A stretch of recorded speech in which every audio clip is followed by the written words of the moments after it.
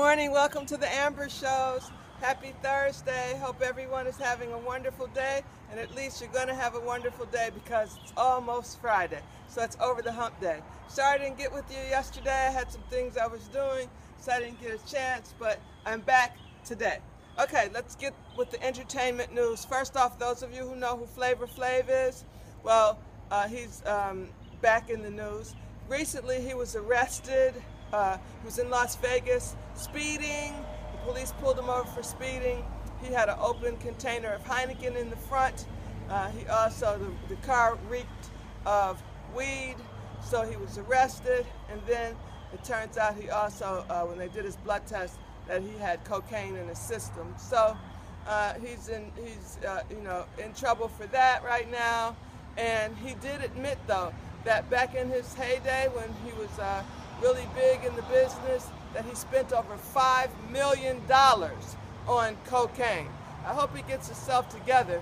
That's a lot of money. I know he wish he had that money now. All right, I can't wait for Straight Outta Compton to be out August 14th. The life story of NWA and how it all came about. Dr. Dre, everybody's promoting it, but Dr. Dre hasn't really been on too much of a promotion. They say, he's kind of shy, even though he's, a billionaire. He's a shy billionaire. He also hopefully will end up going out promoting there. They're promoting right now, getting ready to go over to Europe and promote the movie. So maybe Dr. Dre will fly over on his private jet. And also they're recruiting Eminem to be an honorary NWA member. What's going on in the news? It's very important. This is summertime. This is the time where everyone gets their luggage, laptop, cell phone. These things are being stolen while you're traveling. If you're at the airport, the bus depots, the train, keep an eye on your luggage. People are stealing luggage left and right. And guess what? One of the main forms of stealing your luggage is using a selfie stick. They showed on the news today where a man, he is a professional pickpocketer, and he steals things, and he was showing how he does it with the selfie stick. So you have two people talking, sitting in a seat at the airport or the train station, wherever you are where you're going to travel.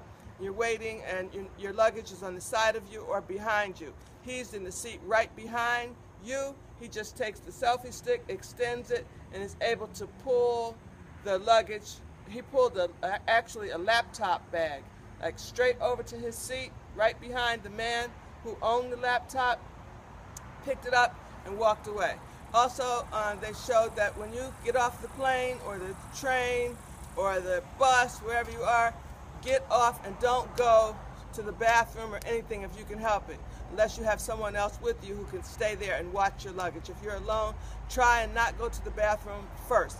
Get your luggage. People at the carousels, at the airport, they actually do, and at Amtrak, they actually do when it's time to pick up your luggage, they just grab it.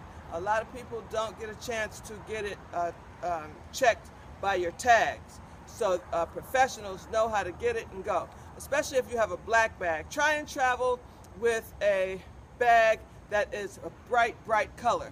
It's harder to steal because it's so flamboyant and can be seen. It's not as conspicuous as a black bag. Hold on to your laptops. If you have a strap that goes around you, put that around you. Your cell phones, keep your cell phones in your pocket or your cell phones in your purse. Ladies, if you have a purse, don't put your purses on the back of any chairs. That's including restaurants, Amtrak, airplanes, airports, bus depots, anywhere. Keep your purse always in front of you. If you have money in your pockets, keep your money in your front of you, your credit cards in the front pockets, never in your backpack pockets. It's very important that you keep an eye on your things. Also, if you're not bougie, take a raggedy bag, a bag that does not even look like you'd have anything worth in it. When you're traveling with Louis Vuitton bags and things like that, then it always turns up somebody might end up taking it because they feel like you have a lot of stuff that is worthy to steal in that bag. So it's important that you be very careful and stay aware of your surroundings. And don't look at anyone and think, don't profile. Don't look at anyone and think they are not a thief. The pickpocket that was shown on the news was an older white gentleman glasses, clean cut, tall, thin, and you just think that he was someone's sweet uncle or sweet grandfather. All right, so also cars are being hacked. This is a real serious situation. If you have Wi-Fi in your car, some hackers have actually taken control of many cars that have Wi-Fi, and they're actually doing, like, stopping your car on the highway. You could be driving on the highway and all of a sudden they can actually stop your car. They can turn your radio on, they can lock your doors, relock them as you unlock them, they can relock them. They're actually doing this as practical jokes, and this is a very dangerous situation. They showed this on the news as well. A guy was driving his car and his car was actually stopped on the highway and he was almost killed. So this is very, very, you need to call your dealer and find out any information as to whether or not they've had the hackers with that particular corporation that your car is with, GM, Ford, Chrysler, and find out what they're doing about it. And if your car can, you find out if your car is, or that corporation that your car is a part of, has been hacked or is vulnerable at this time, and what you can do about it. Also, Sandy Bland, we all are hearing about Sandy Bland. I even have a hard time sleeping just thinking about her. I feel so bad because watching her on the news when she's first pulled over for not using her turn signal, and just seeing her at that moment, she's breathing, talking, living just like you and I, and then all of a sudden, a matter of a day, she's dead. Young girl, dead, had come to Texas for a new job, and now she's dead. And supposedly she actually strangled herself with a garbage bag, which I don't believe it. They are saying that she did have some problems of depression in the past, and that she actually said something about suicide in the past. But the coroner actually is now saying that it's inconclusive. They have to go back and do another autopsy on her, but they did find bruising in her back, which does attribute to the bruising when she was filming herself. This girl filmed her own death, so to speak. She was able to speak through her cell phone. She filmed the police officer putting her on the ground, putting his knee in her back, and telling her that he will light her up.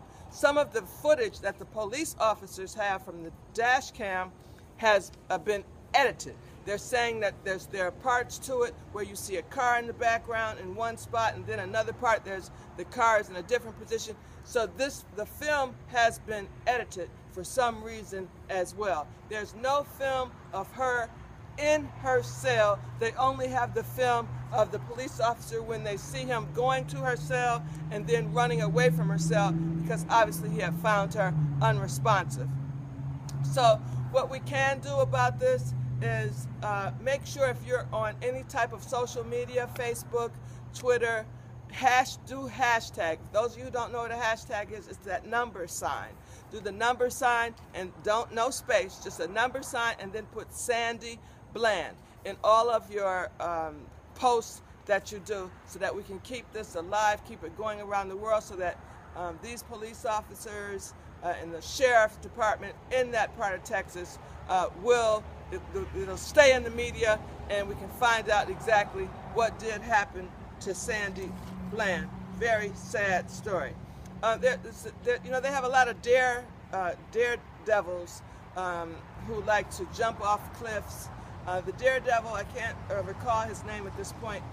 He's the guy who usually jumps off cliffs on a bicycle. He has parachutes, and he jumps off like the highest cliffs ever, and he does all types of daring feats. He just died yesterday doing one of his daredevil cliff jumpings, where he was in Turkey. He did one and he was successful, and they did an interview on him right before he did his second cliff jump, and his parachute did not open, and it's actually on film of him dying. They said that every year there are at least 10 daredevil cliff jumpers who die per year. I look at it like they died doing something that they enjoyed, that they wanted to do, because they know that there's risk every time you jump. The cliff that he jumped off of and passed away from yesterday was 8,800 feet. So you know that you're playing with death every single day. So he went the way he wanted to go. Nick Cannon has been hospitalized again. They're saying that it's through exhaustion. He has job after job after job. You know, he hosts America's Got Talent. He's also on The Real Husbands of Hollywood with Kevin Hart, and he does a lot of other jobs. Nick Cannon is always doing something and working hard. He stays sharp. I mean, he is so sharp. You think he came out of Detroit. He's sharp. So I wish him well, and I hope he gets better and gets out of the hospital soon. Chris Brown was detained in the Philippines. His concerts overseas, he was detained. A concert promoter said that last New Year's Eve that Chris bowed out of a concert he was supposed to do, and that his camp owes a lot of money because he did not come to do the concert. But Chris's legal team did get him out, and his promoters, they sorted out all the issues, and he's on his way to Hong Kong to continue his show. I think that might be about it for right now. I'm going to go and work out some. I wanted to get to you early because I wanted to get out of the sun. Let me see, make sure I got everything for you. Okay, I think I did. You guys have a wonderful day. I'll talk to you again later, and thank you for coming to the Amber Shows.